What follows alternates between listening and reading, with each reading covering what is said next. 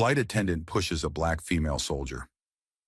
Then she makes one call and the plane is grounded. She boarded silently, dressed in a sharp military uniform and clutching a first-class ticket. No drama, no requests, just a composed soldier heading home. Yet moments after settling in, a flight attendant approached, scrutinized her, and uttered the shocking words that left the entire cabin in disbelief. "You don't belong here."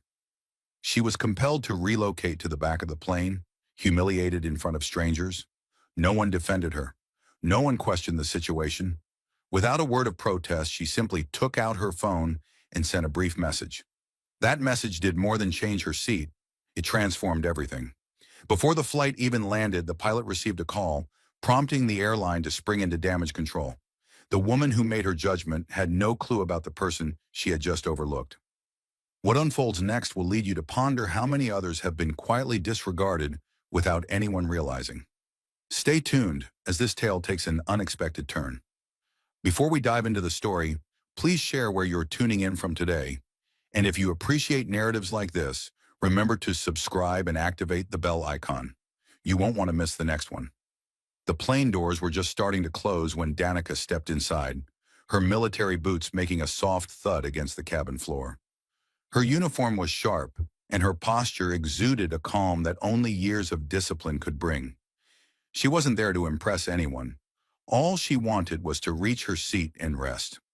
This was her first flight home after a long deployment overseas, and her father had surprised her with a first-class ticket as a welcome home gift. He didn't say much when he handed it to her, just a firm nod and a softly, "You deserve this." It was sufficient. She sought tranquility rather than accolades. Danica navigated the cabin with quiet determination, checking the seat numbers until she located 3A, conveniently by the window. She settled into her seat, meticulously folding her uniform jacket and stowing her backpack beneath the seat ahead. A few passengers glanced her way, some offering polite smiles while others hardly acknowledged her presence. She remained unfazed, leaning back and closing her eyes for a brief moment, allowing the burdens of the past year to lift from her shoulders, embracing the serenity. The moment was brief as a flight attendant made her way down the aisle. Her name tag identified her as Karen Mitchell, a tall woman with sharp features, her hair neatly pinned in a bun and a clipboard in hand. She offered a smile as she approached, though it seemed somewhat forced. Her gaze shifted from Danica's face to the seat number and then to the uniform. "Excuse me," Karen Mitchell said, pausing beside her. "May I see your boarding pass?" Dina opened her eyes slightly in surprise, but nodded, reaching into her pocket. She handed over the pass without a word as Karen Mitchell glanced at it. She glanced down at Danica, the corners of her mouth twitching. "This is a first-class seat." "Yes," Danica replied calmly. "That's what my ticket indicates." Miss Burke's smile faded. "Are you traveling alone?" Danica nodded once. The attendant held the ticket a moment longer, as if anticipating a change, then returned it and said, "I believe there's been a mix-up. This section is reserved for premium customers." Danica gazed at her in confusion. "This is the seat I was assigned. It's the correct one." Karen Mitchell did not retreat. Instead, she leaned in slightly, lowering her voice, yet making it authoritative. "I'm asking you to move to the back. You may have received this ticket by mistake, or perhaps someone gave it to you. Regardless, I need to resolve this so we can proceed with takeoff." Danica blinked. "It was a gift from my father. He purchased it." "I'm sure he meant well," Karen Mitchell responded. "I understand, but this isn't standard procedure. I need you to come with me." She reached out, placing her hand gently yet firmly on. Danica felt a gentle nudge from her arm, prompting her to stand. The contact wasn't harsh, yet it was sufficient to make her momentarily freeze. A few heads turned in her direction. Someone murmured, while another glanced at their phone. But silence prevailed. Slowly, Danica rose to her feet. She refrained from arguing or raising her voice. Instead, she collected her belongings, straightened her posture, and made her way to the back of the plane. No one met her gaze and no one spoke a word. She located an empty seat in economy and settled in quietly. The seat felt tighter, the space more confined, but she didn't mind. The pain wasn't just in the downgrade, it was in the manner it unfolded, as if she were an outsider, as if she had erred in some way. Her hands trembled slightly as she reached into her backpack, retrieved her phone, and opened her messages. She typed a brief note to her father. She made me move to economy, said I didn't belong. I didn't argue, but she touched my arm. I'm okay, just upset. After hitting send, she turned the phone face down on her lap and gazed straight ahead. Despite the apparent calm of the plane, Danica sensed deep down that this was far from over.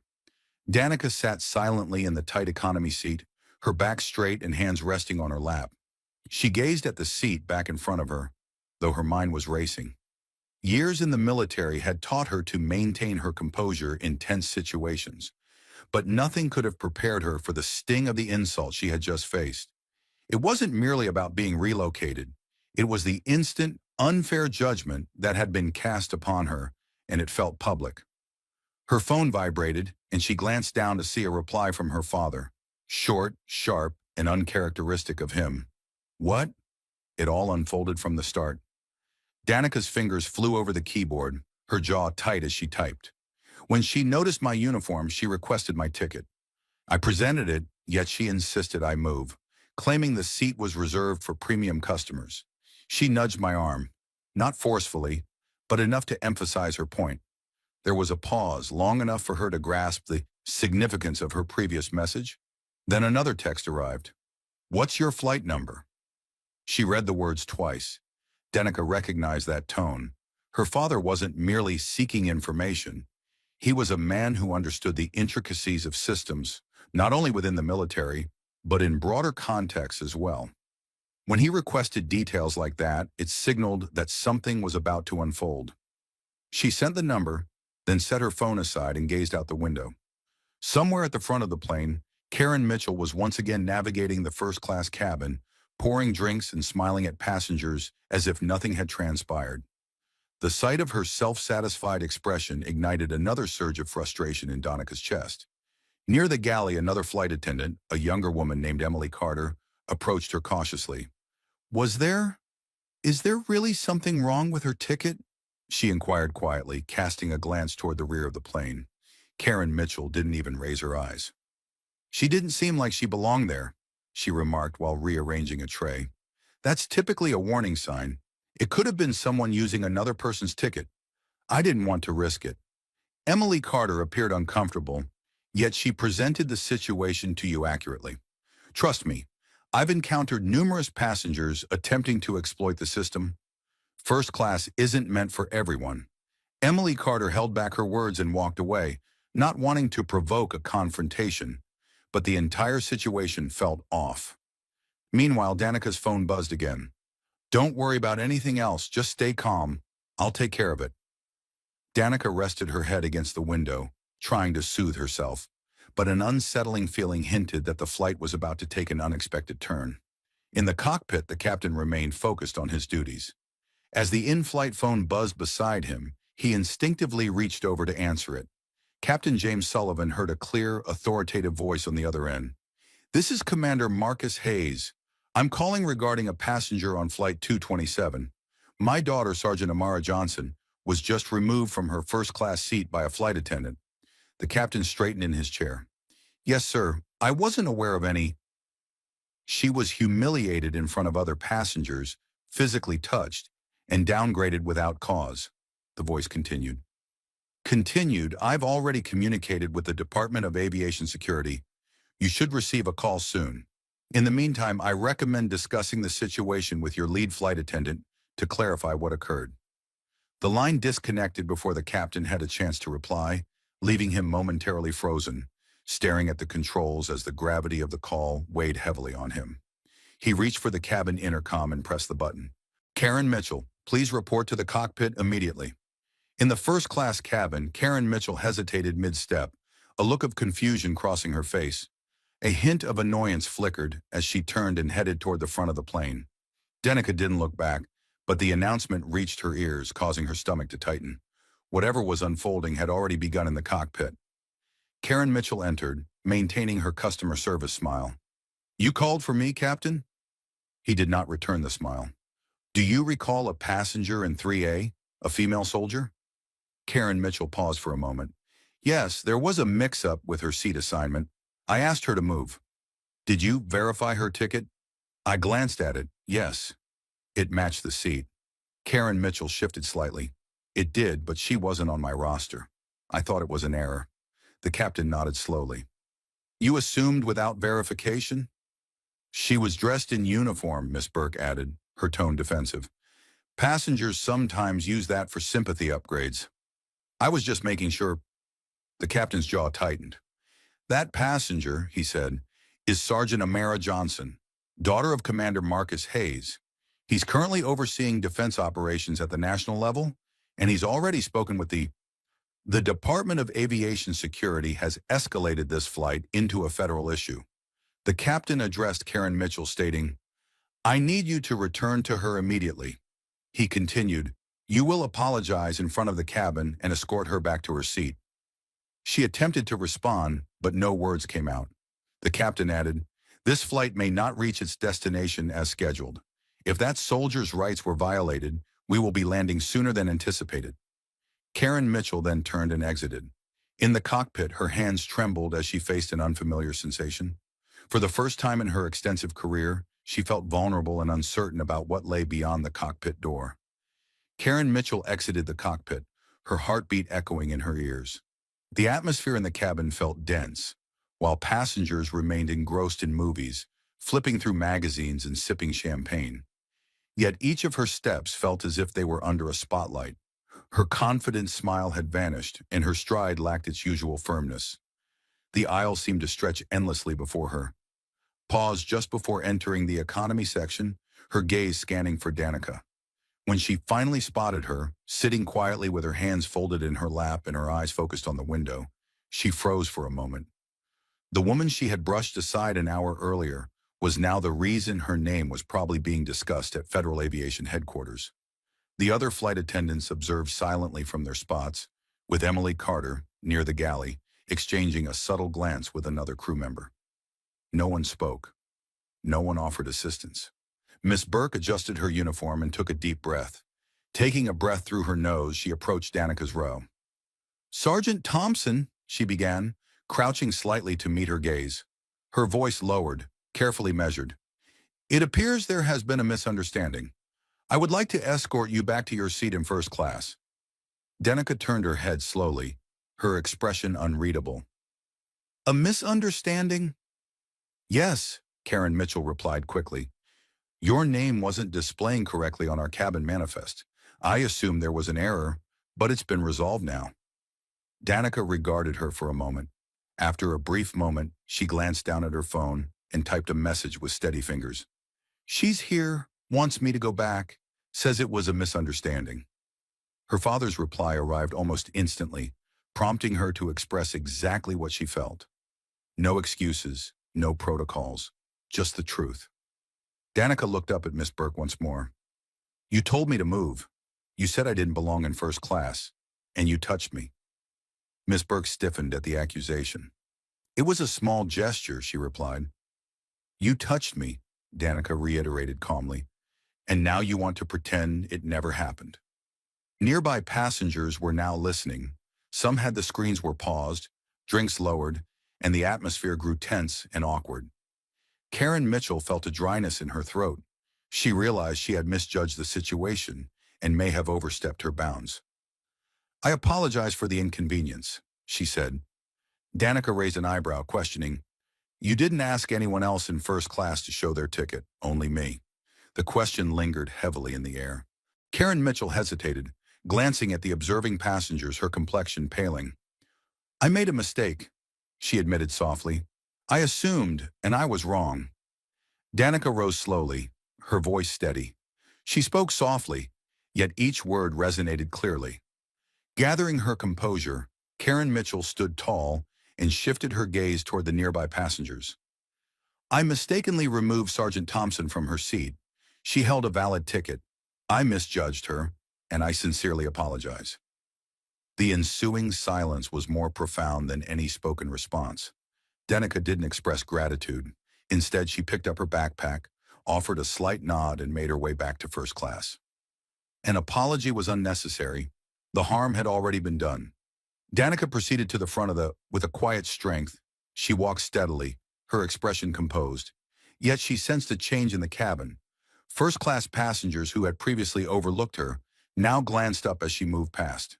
Some appeared guilty, while others quickly averted their gaze. No one uttered a word. She returned to her original seat, 3A, and settled in, tucking her backpack beneath the seat just as she had done before. She refrained from looking at Karen Mitchell, who trailed a few steps behind. The flight attendant lingered beside her for a moment, uncertain of what to say next. "If there's anything I can do for you," she finally said, "please let me know." Danica remained silent, opening the small book in her lap and flipping to a random page. Her quietness spoke volumes. Miss Burke turned rigidly and made her way back down the aisle, her face flushed and her hands damp. She avoided making eye contact with the other passengers in the galley. Emily Carter was waiting, raising her eyebrows as Karen Mitchell approached. "Well?" Emily Carter asked softly. "I apologized," Karen Mitchell muttered. "You look like you were walking to a courtroom," Emily Carter remarked. Striving to maintain a neutral tone, Karen Mitchell shot a glare at her. "Not the time," she said. "I'm just saying," Emily Carter replied. "It didn't look like it went well." Karen Mitchell chose to ignore her and busied herself with a tray, though her hands trembled slightly. The reality of her actions was beginning to sink in. Not just what she had done, but who it had been done to and the identity of her father. Throughout her years, she had dealt with many difficult passengers, but none had ever made her feel this vulnerable. Meanwhile, in first class, Danica turned the pages of her book, though her eyes were not absorbing the words. She observed not the dialogue but the stillness, the palpable tension, the uncomfortable glances exchanged around her. The man seated across the aisle, an older gentleman in a well-fitted navy suit, leaned in slightly. "I saw what happened earlier," he murmured. "That was unfortunate." Danica glanced up, her expression inscrutable. "Unfortunate," he repeated, clearing his throat. "Yes, well, it was clearly a mistake. I'm sure she didn't mean anything by it." Danica tilted her head. "Did you say anything when it happened?" He hesitated. "No, I didn't think it was my place exactly." She turned her gaze back. At her book, the man leaned back in his seat, suddenly captivated by the untouched drink on his tray. Danica's phone buzzed. "Dad, good. I've been briefed. Stay seated. Security is waiting at the gate." Her lips curled into a small, knowing smile. She didn't respond. There was no need. Instead, she took a deep breath and turned another page. The plane hummed softly as it glided through the sky, but inside the cabin, the atmosphere had transformed entirely. It was no longer just a routine flight. It had become a quiet storm, and everyone could sense it. The class passengers, who once engaged in lively conversation, now sat in silence, their eyes darting between Danica and the flight attendants.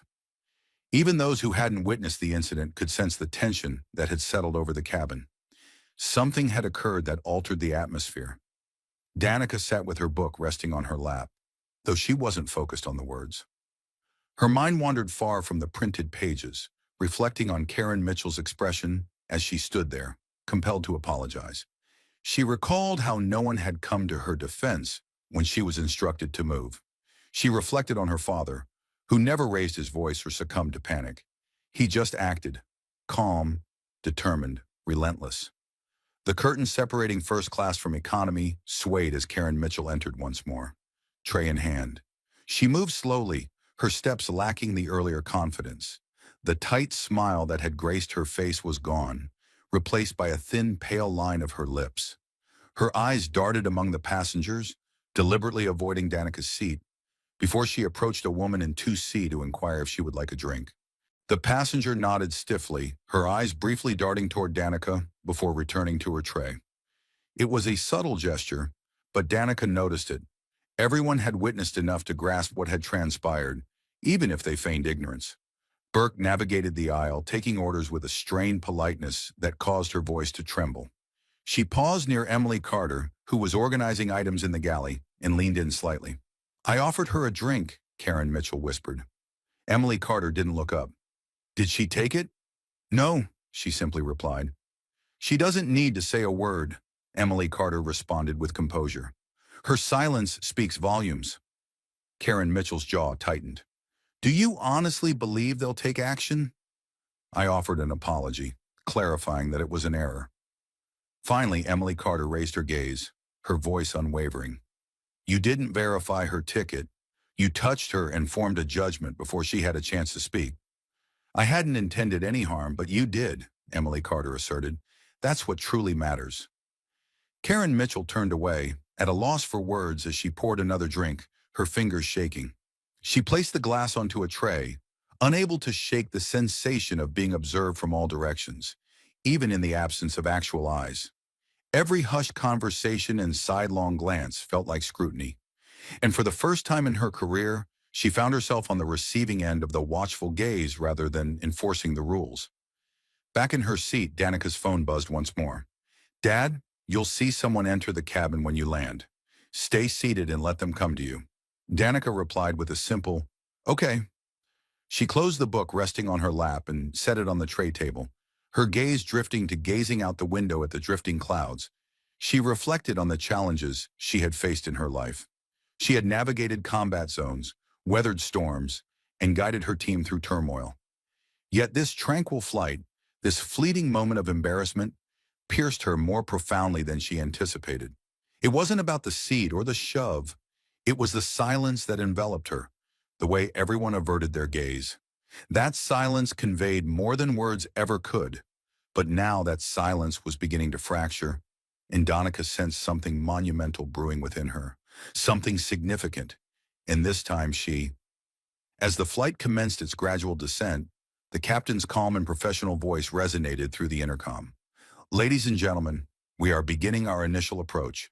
Please return to your seats and ensure all tray tables are in the upright position.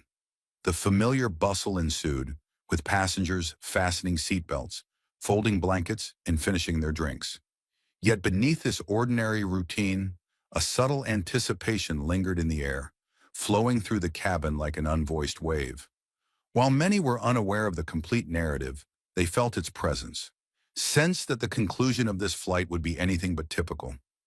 Danica remained still, her seatbelt securely fastened. She felt the tension in her neck and shoulders, yet she didn't move. She simply waited, her phone resting quietly in her palm, her gaze fixed ahead. There was a tranquility within her, stemming not only from her father's messages, but also from the understanding that individuals like Karen Mitchell rarely escape consequences when they chose the wrong target. Behind her, Emily Carter moved silently down the aisle. As she collected cups and checked the overhead bins, she arrived at Dina's row and paused. She regarded her for a moment, not with pity, but with respect. If there's anything I can get you before landing, she said softly, please let me know. Dina responded with a brief nod. Thank you. Emily Carter offered a faint smile before moving on. A few rows back, Karen Mitchell stood rigidly in the galley, observing every move Emily Carter made. She had long ceased offering drinks, reluctant to walk through the aisle, aware that eyes would follow her every step. Upon realizing who occupied seat 3A, the gravity of her error transformed from a personal struggle into a shared ordeal. Every second since that push had been under scrutiny, and now it felt as if the spotlight was narrowing around her. Her uniform seemed to constrict more than usual, the collar chafing against her neck, her mouth parched, and even the simplest task, like folding napkins, felt daunting. Emily Carter returned to the galley, quietly organizing the space. They'll be meeting her at the gate, she remarked without raising her gaze. Karen Mitchell tensed. What do you mean? There is safety. Waiting, Emily Carter responded. The captain just confirmed it. She's not just anyone. Her father has connections everywhere. She's just a soldier. No, Emily Carter interjected sharply. She's a soldier who was pushed out of her seat by someone who didn't even glance at her ticket. Karen Mitchell turned away, pressing her hands against the counter. She had convinced herself it was a minor mistake, a simple seat adjustment. But that deception no longer stood, as she hadn't verified anything. She hadn't taken a moment to inquire. She had only focused on the uniform, the skin, the composed demeanor, and concluded she didn't fit in, and now she was about to confront the consequences of that decision. The plane tilted gently as it neared the runway, which appeared long and smooth beneath the afternoon sky. Danica observed it intently, her gaze unwavering. Uncertain of what the next hour would bring, she felt no anxiety. Instead, she felt prepared. She reached down to fasten her seatbelt and inhaled deeply one last time. In that serene moment, with the city sprawling below and the plane descending, one realization crystallized. For Karen Mitchell, the landing was bound to be much more turbulent than the takeoff. The wheels made contact with the runway with a gentle thud, soon accompanied by the familiar roar of reverse thrusters bringing the plane to a slow stop. A few passengers offered light applause, as was customary, but it felt insincere and hesitant. There was a palpable uncertainty in the air. No one truly knew what to anticipate anymore. The usual sense of relief that accompanied a landing was absent, replaced by an eerie silence that enveloped the cabin. A silence that arose when people sensed something was amiss and were left waiting for clarity. How it would be answered. Danica sat quietly, hands resting in her lap. Her phone buzzed once. "Dad, they're at the gate." "Wait for them." She chose not to respond, slipping the phone into her jacket pocket and gazing straight ahead. Her jaw was relaxed, her breathing steady, yet her eyes were sharp, focused, and clear. The anger she had felt earlier had faded. What remained was something deeper and more stable. It was the clarity that comes from realizing that the truth had finally caught up with someone who believed they would never face consequences. The plane moved slowly toward the gate. As it happened, heads began to turn, not toward the windows, but toward the front of the plane, toward Danica, toward the curtain. Karen Mitchell stood frozen in the galley, her back straight but her face pale. Every part of her body was tense. She knew what was coming. She had heard the message relayed from the captain through Emily Carter, had seen the glances from passengers, and felt the weight of judgment in every step she took since her apology. Emily Carter glanced at her from across the galley. "You should get ready for what's coming," Karen Mitchell asked, though she already knew the answer. In response, Emily Carter offered no words. She merely turned away and continued to arrange the serving trays. Her silence spoke volumes. The seatbelt sign turned off, and the intercom came to life once more. "Ladies and gentlemen, welcome to our destination. Please remain seated until we have come to a complete stop at the gate. Thank you for flying with us." Danica remained perfectly still, not reaching for her bag or shifting in her seat. She just waited. Then the cabin door opened with a sharp hiss, followed by voices, footsteps, and then silence. Moments later, a man in a dark uniform entered the plane, tall and broad-shouldered, exuding calm. His badge was affixed to his chest, and his expression was inscrutable. He ignored the passengers and the other attendants, directing his gaze solely at Karen Mitchell. "Ma'am," he stated firmly, "you'll need to come with us." Karen Mitchell's mouth parted slightly, but no words emerged. The man advanced. "There has been a formal complaint and federal notification of misconduct during the flight. You'll be escorted for questioning immediately." A quiet gasp rippled through the cabin. In the initial rows, one passenger raised their hand with their phone, feigning a message check but clearly recording. Karen Mitchell attempted to compose herself. "I didn't mean—" she started, but the officer interjected calmly. "You'll have the opportunity to explain, but not here." She glanced around, hoping someone would intervene, say something, or offer assistance. But no one did. With determination, she straightened her uniform, lifted her chin, and moved into the aisle. Each step toward the front of the cabin felt increasingly burdensome. Passengers observed in silence, some leaning slightly to the side for a better view. As she walked past Danica's seat, she inadvertently glanced down. Danica met her gaze, calm, composed, and unshaken. That silent look held more weight than any words Karen Mitchell could have ever spoken. Instantly, she looked away and continued walking, disappearing through the cabin door. The silence in the plane thickened, and it wasn't until the door closed behind her that everyone finally exhaled. In her seat, Danica leaned back slowly. She had said nothing, yet everything had been understood, and the true consequences were only beginning to unfold. As the cabin door closed behind Miss Burke, a subtle wave of activity coursed through the plane. Passengers began to unbuckle their seatbelts, rising slowly to retrieve their bags from the overhead bins, yet their movements appeared rigid, almost robotic. It wasn't merely the conclusion of a flight. It was the aftermath of an event that everyone sensed had gone horribly awry. Danica stayed in her seat, feeling no urgency to disembark. In fact, she had been advised against it. Her father's instructions were explicit. Remain seated, stay put. Composed, she allowed the next step to unfold naturally, remaining undisturbed by the surrounding commotion. The man in 3C, who had feigned interest in his book throughout the latter part of the flight, finally broke the silence. I didn't know, he murmured almost to himself, that you were someone important. Danica turned her head slightly, her expression unchanged. I'm not. I just had a valid seat. He glanced down, feeling embarrassed. I didn't intend it that way. But isn't that how it goes? She responded. Your worth is defined by your family's identity, not by how you're treated or humiliated, but only when it becomes a burden for someone else. The man had no response. He grabbed his suitcase and quietly stood up. Around her, more passengers began to move, but their demeanor had changed. The casual smiles and light conversation had vanished, replaced by an unsettling atmosphere. There was a palpable awareness in the air, a realization that something was amiss, yet many remained silent. Emily Carter emerged at the front of the first-class cabin, scanning the rows until her gaze met Dina's. She approached with caution. They've cleared the exit.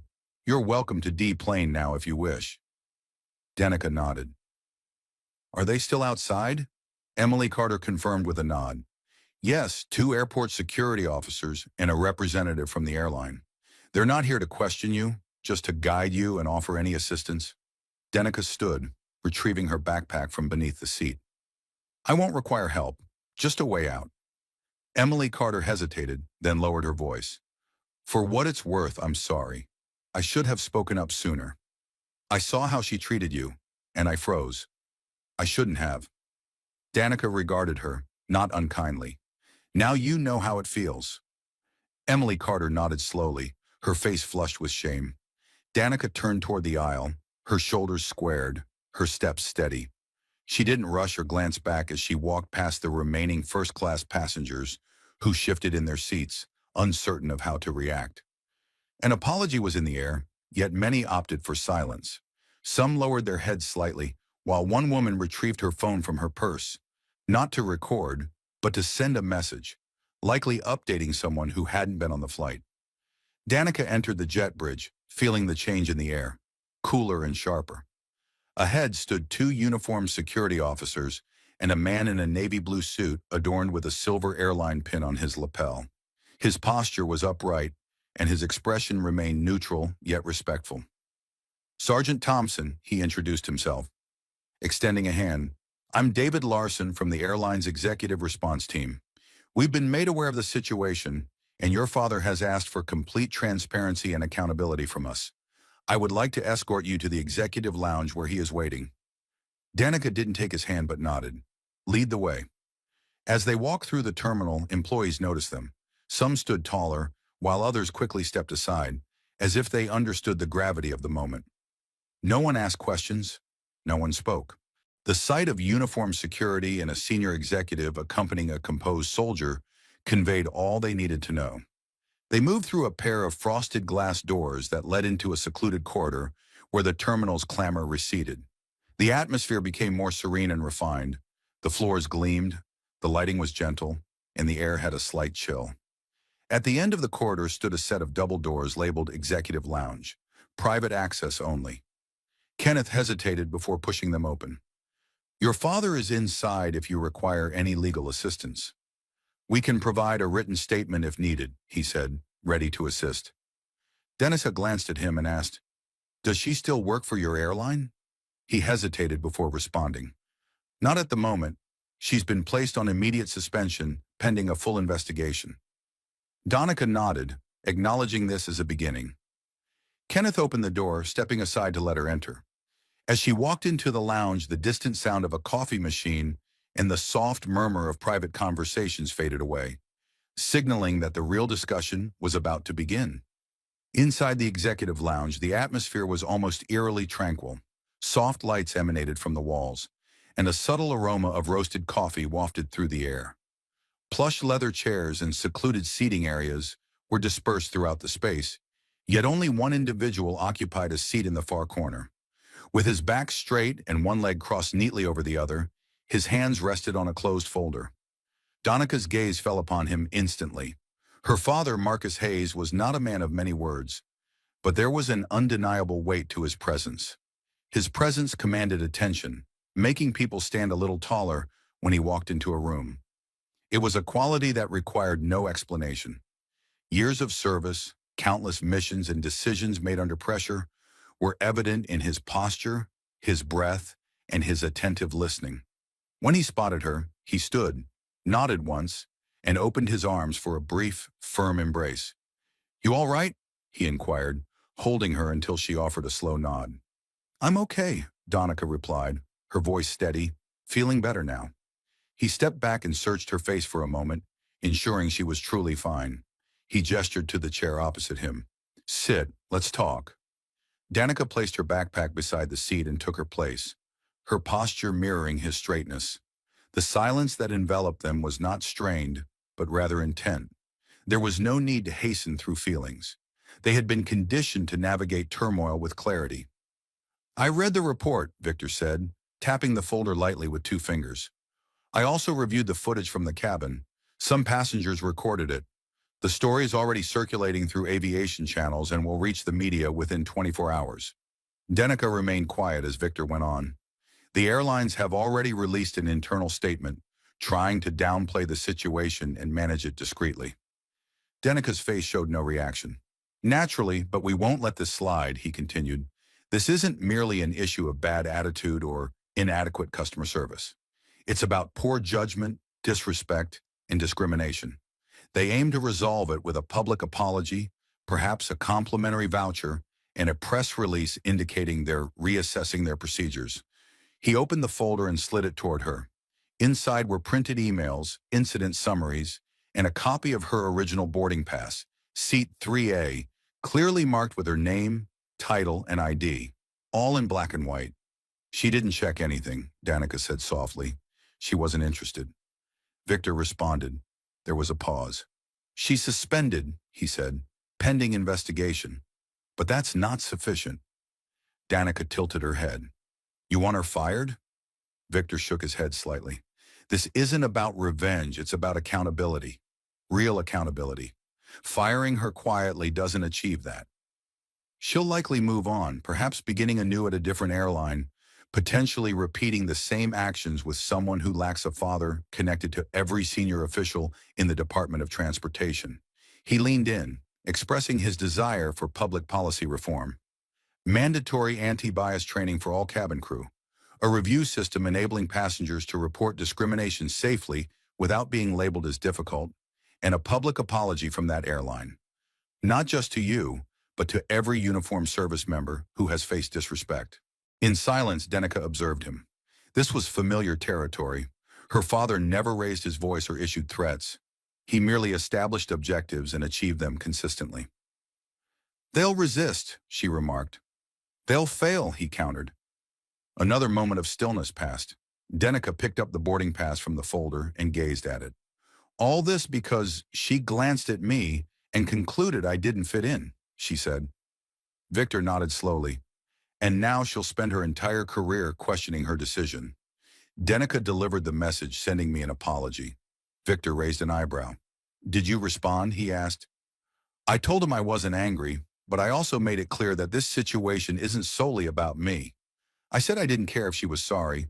What mattered was whether she would change."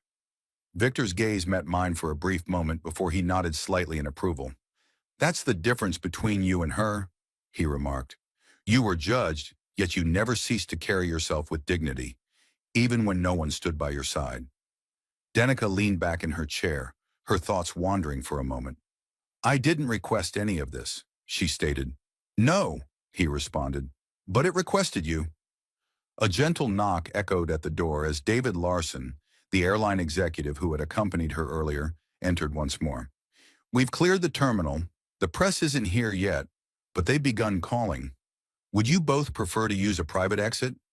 Victor glanced at Dina, who contemplated it for a moment before firmly shaking her head. "Let them see me," she declared.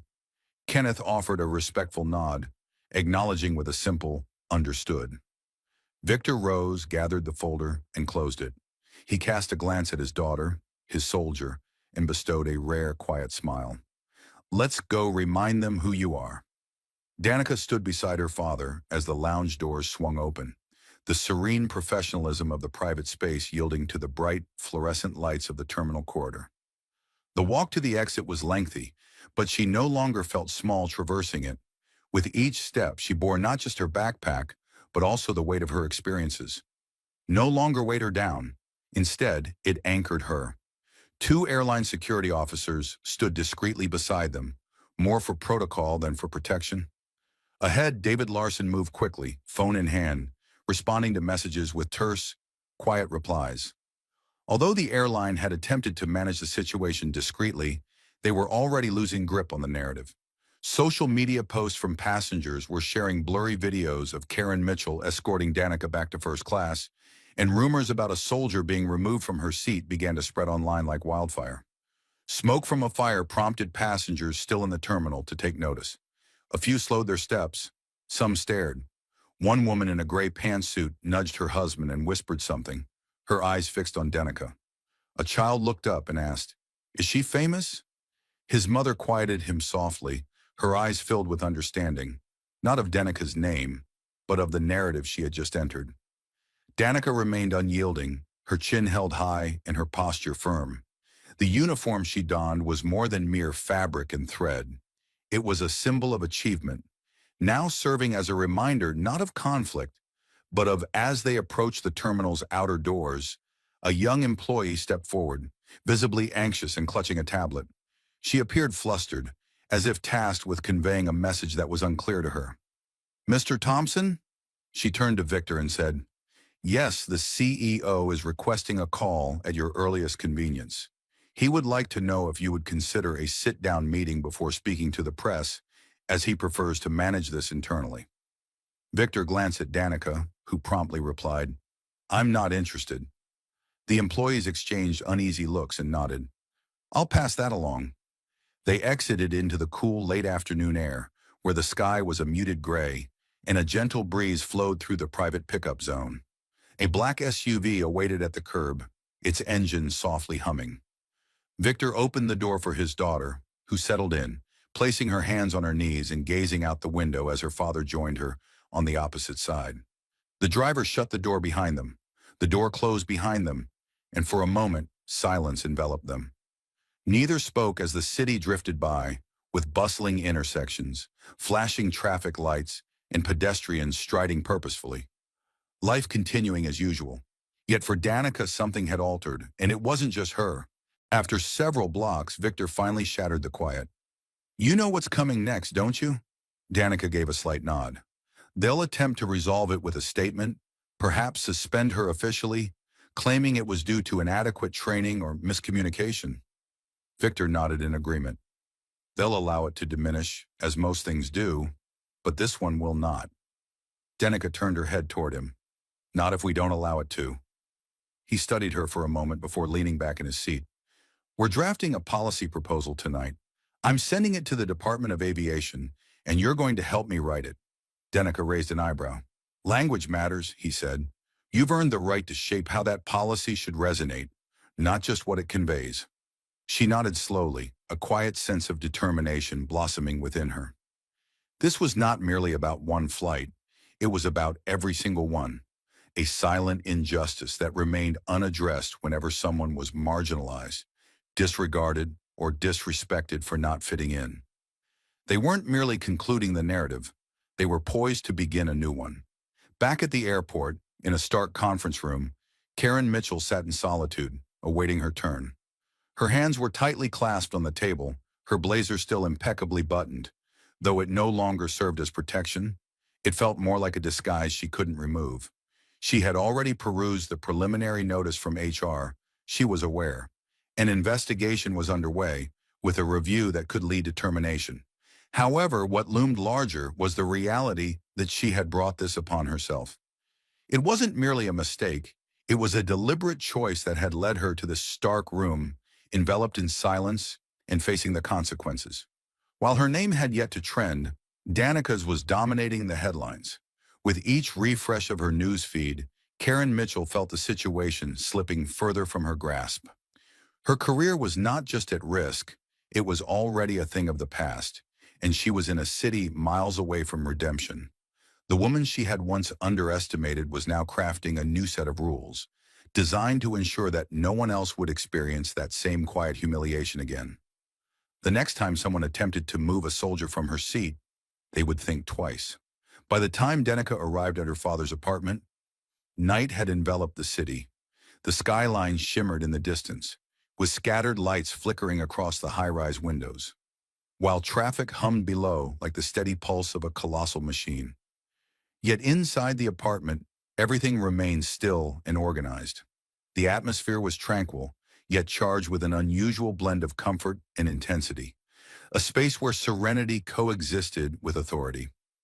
Danica changed out of her uniform into a casual sweatshirt and jeans before joining her father in the small study, where the lighting was soft and the table was mostly clear, save for a laptop, a legal pad, and a half-empty mug of black coffee. Victor was already typing when she walked in, the sharp clicks of the keys breaking the silence. "They've issued a statement," he said without looking up. Danica crossed her arms. It seems we regret the incident. Discrimination is something we do not accept.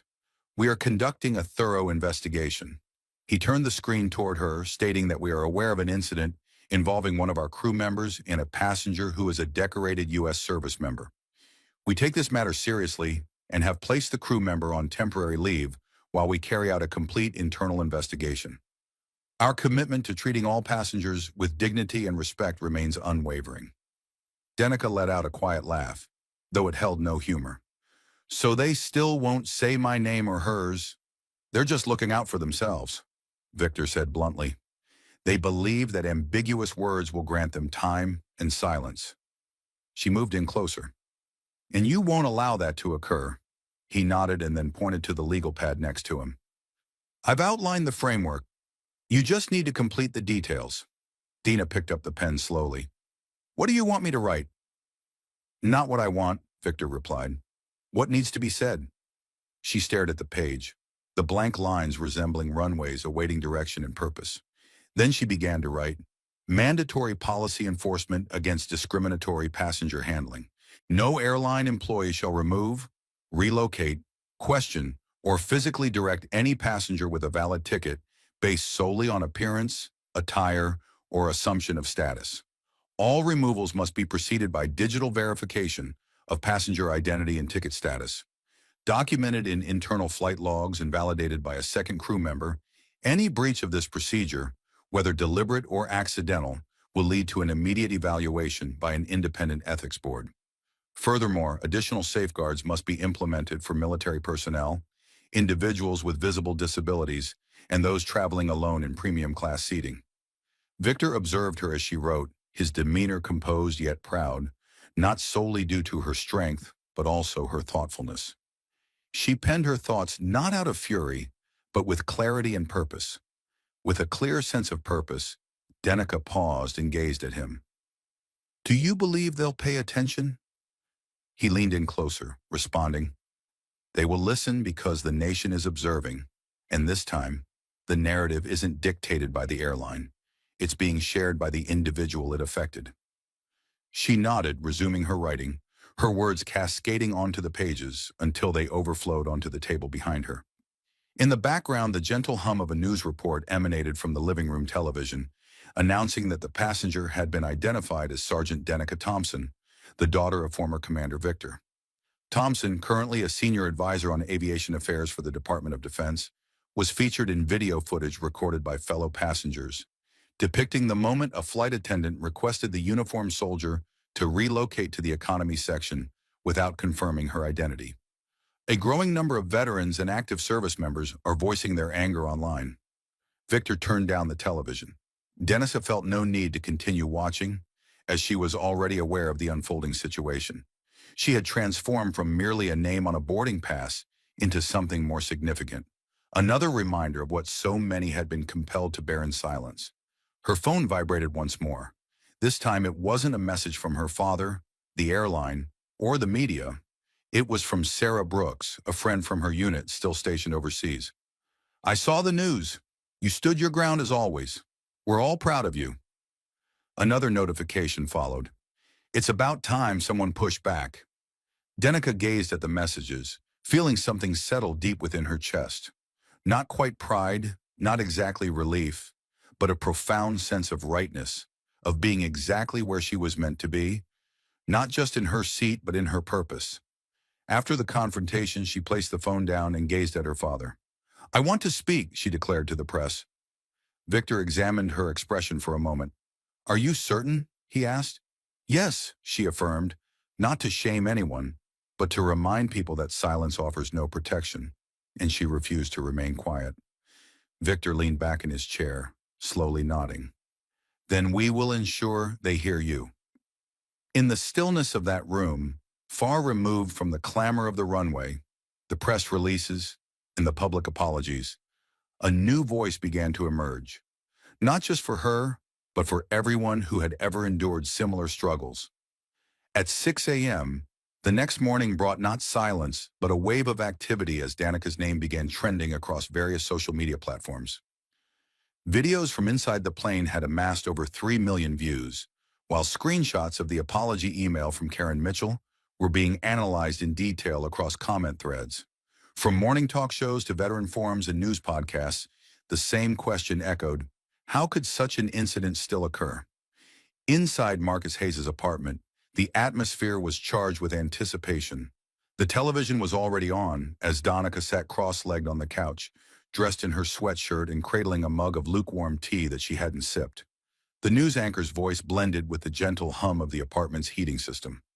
Sergeant Amara Johnson, who was escorted from her first-class seat by a flight attendant, despite having a valid ticket, is set to address the public for the first time this afternoon.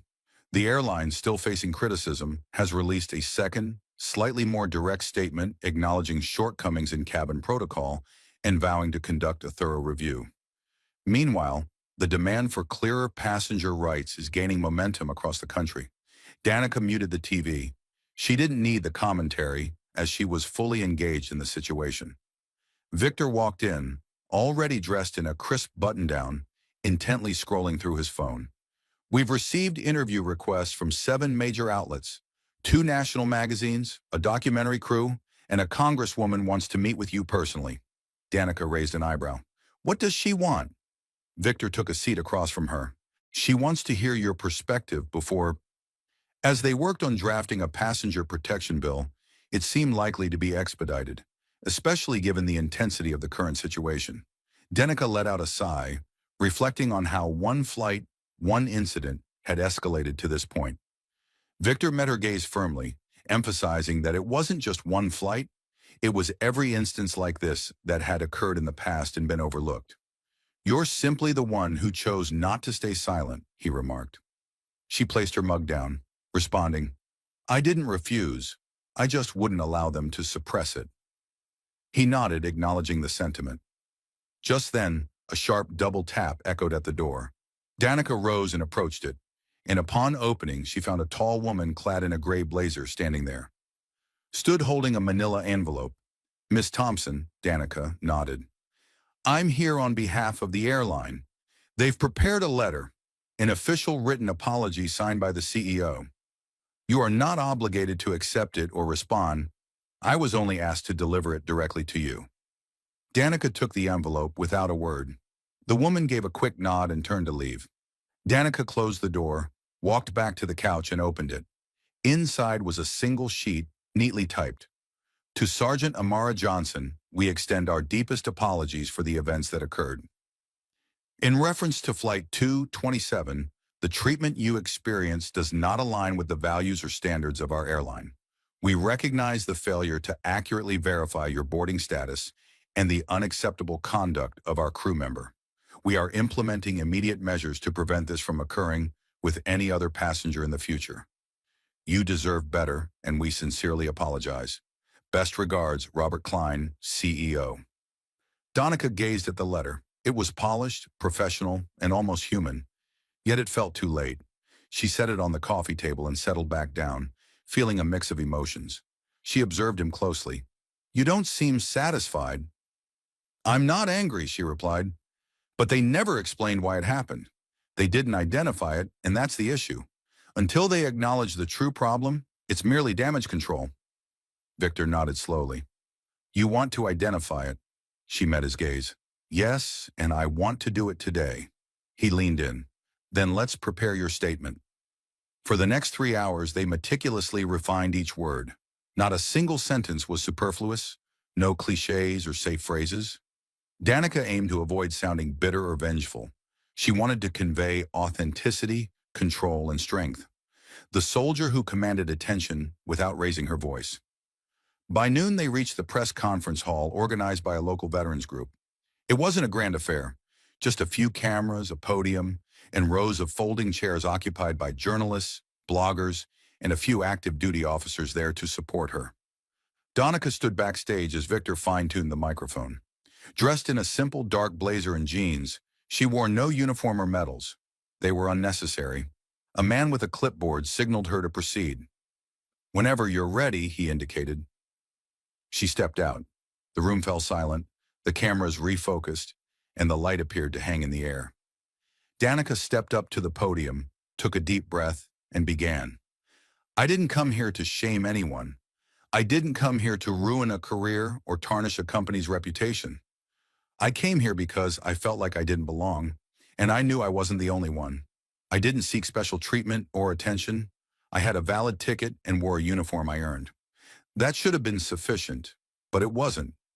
I was asked to move because of my appearance. What someone presumed isn't merely a misunderstanding. It's a judgment, and a perilous one at that. This occurs far too frequently, not only to soldiers but also to individuals who travel while black, brown, disabled, poor, quiet, or proud. I am raising my voice now, not solely for myself but for those who were unable to speak up. I'm not seeking an apology.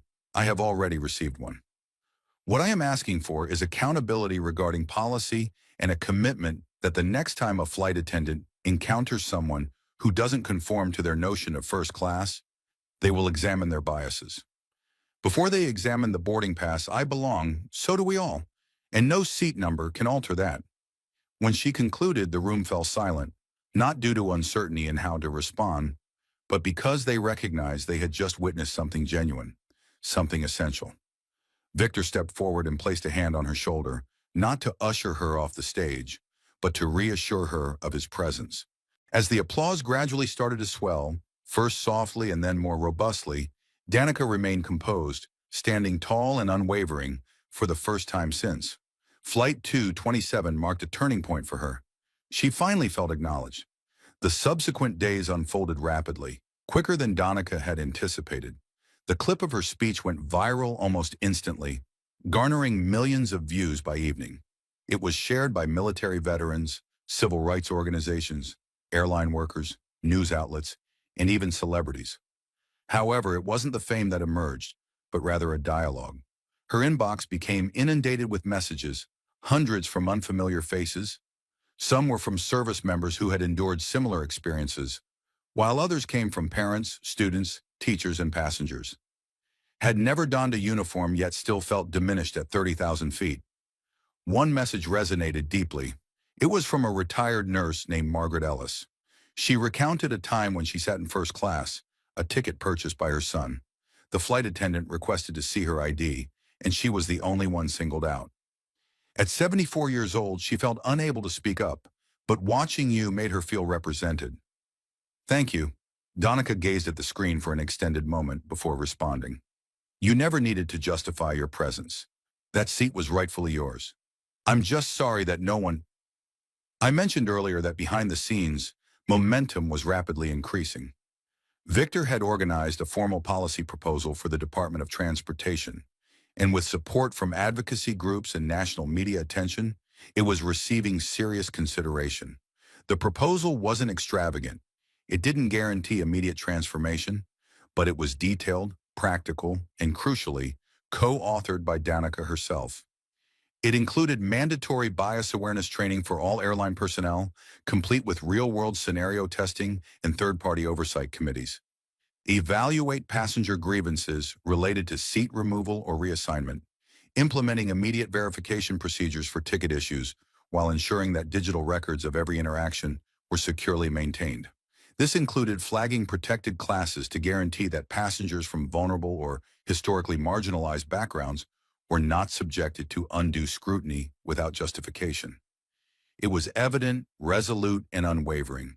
And for the first time, Danica sensed that her voice was not only being acknowledged, but was also affecting change. However, not everyone was prepared to progress.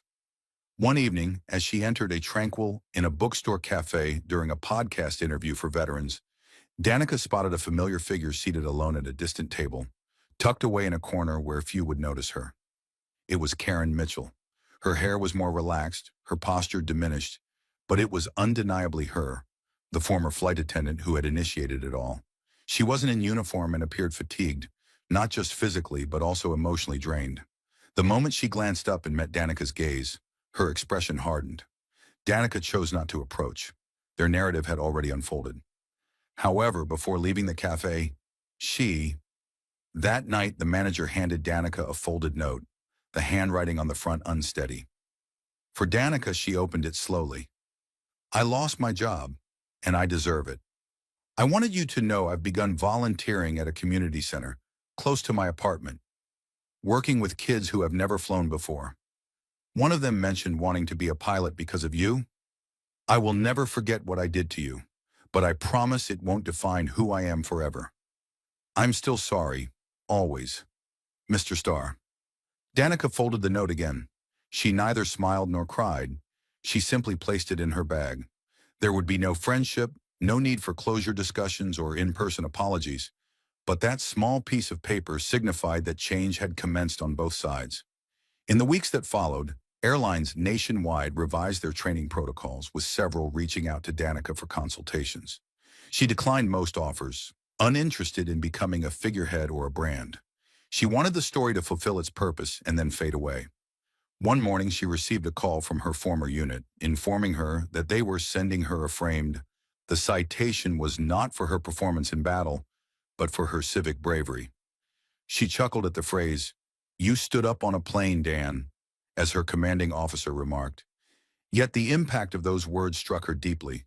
She accepted the honor with quiet grace, continuing to fly. Not out of a lack of fear regarding judgment, but because she refused to let one unfortunate flight define her. On her next journey, she opted for jeans and a t-shirt, eschewing the uniform and spotlight. Just a woman with a backpack and a boarding pass, she approached the gate, where the agent greeted her with a smile. Welcomed Miss Thompson to seat 2A, wishing her an enjoyable flight. There were no lingering looks, no inquiries, no judgments. As she settled into her seat this time without disturbance, she gazed out the window, inhaled deeply, and smiled gently to herself. Not out of possession, but from the understanding that she would never again need to justify her place. Spring arrived gradually, bringing with it blossoming dogwoods and clearer skies. Months had passed since the incident on Flight 227, yet its significance had only intensified over time. By now, the tale of Sergeant Danica Thompson had transcended the realm of a mere viral headline. She had evolved into a pivotal reference point. Her story was mentioned in policy meetings, highlighted in diversity training seminars, and debated in classrooms nationwide. College students composed essays on the impact of silent protest, while airline crews incorporated her narrative into case study modules focused on ethics and accountability. Most significantly, everyday passengers, particularly those from underrepresented backgrounds, started to believe they could voice their concerns without the fear of being overlooked. Danica had not requested none of it, yet she managed to handle it gracefully. Her days settled into a more tranquil pace, devoid of flashing cameras, microphones, and urgent calls. She returned to her regular routine, working part-time as a civilian contractor on military readiness systems, tutoring at a local youth center on weekends, and enjoying long solitary hikes through state parks, accompanied only by her thoughts and the rustling leaves beneath her boots. Still, the echoes of her story lingered, surfacing in subtle reminders. like a woman at the grocery store who reached out. She gently touched her elbow and whispered, "You inspired me to find my voice at work." A teenage boy at the bus stop, recognizing her, inquired, "Were you on that flight?" An older man waiting at the DMV without requesting a photo simply nodded and expressed, "Thank you for standing your ground." It wasn't about fame. It was something more profound, respect grounded in authenticity. One afternoon, Danica received an invitation to speak at the National Aviation Policy Forum in Washington, D.C. The event was formal, attended by executives, regulators, and politicians, all impeccably dressed in tailored attire. Dressed in suits and wearing practiced smiles, the atmosphere changed when Danica returned to the stage in jeans, boots, and a simple blouse. She didn't rely on notes. She didn't need them. Standing at the podium, she exuded calmness and confidence, speaking not as a victim or a celebrity, but as a citizen who had once been told, albeit politely, that she didn't belong. The seat I occupied that day was more than just a row number. It represented a hard-earned place. I didn't demand it or elevate myself into it. It was rightfully mine. Yet someone looked at me and perceived a mistake. And that encapsulates the essence of we are addressing not only policy, but also perception. We can train countless employees and establish numerous rules, yet none of it holds value if the belief persists that some travelers arrive with conditions while others receive comfort automatically. This issue transcends a single airline or even an entire industry. It reflects the distinction between power and dignity. Power can be granted, but dignity must be acknowledged, as it is a fundamental right, not a privilege. When she concluded her speech, the applause was not merely loud, it was prolonged, respectful, and resonant. That evening after the forum, Danica strolled through the streets of D.C. by herself. The air was cool, and the city thrummed with energy. Car horns, voices, and the occasional laughter spilling from a restaurant patio. She felt an irresistible pull toward the National Mall, where the monument glowed in soft golden light. Taking a seat on a bench opposite the Lincoln Memorial, she gazed at the stone giant that silently watched over the city. For the first time in weeks, she permitted herself to reflect on that precise moment on the plane when Miss Burke touched. Her arm urged her to move, to feel out of place. The sting lingered, yet it no longer defined her. She had transformed it. In that singular moment, one hand on her shoulder, one assumption cloaked as authority, had spiraled into an unforeseen outcome. Not through yelling or fighting, but by choosing to stand up while sitting down, she refused to let silence prevail. Across the mall, a gentle breeze stirred, flags danced and lights sparkled on the reflecting pool. Danica remained still, hands resting in her lap, her expression neutral. Yet there were no further apologies to seek, no more declarations to anticipate, no additional platforms to occupy, only life. In that existence, she had seized something that no uniform or medal could bestow upon her. The ability to be recognized and the fortitude to remain grounded when the world urged her to rise elsewhere. And it was with this quiet, unwavering resolve that she transformed the narrative, not only for herself but for every spirit who had ever been made to feel, in any manner, you don't belong here, not anymore, not ever again. At 110.4, if you enjoyed this video, please give it a thumbs up, share your opinions in the comments, and don't forget to subscribe to the channel for more inspiring stories like this. Thank you for watching. Danica Thompson's experience on Flight 227 teaches us the power of dignity and accountability in the face of injustice. Her calm response to discrimination, refusing to be silenced while maintaining composure, highlights the importance of standing up for one's rights without resorting to anger. This story underscores that assumptions based on appearance can lead to profound mistakes, emphasizing the need for fairness and respect for all. In today's America, where diversity is a strength, Danica's story resonates deeply. It reminds us to challenge biases in everyday interactions, whether at work, school, or public spaces. Her advocacy for policy changes, like mandatory anti-bias training, shows how individual actions can spark systemic reform. This is relevant now as workplaces and institutions strive to create inclusive environments, with 68% of Americans supporting diversity initiatives. Pew Research 2023.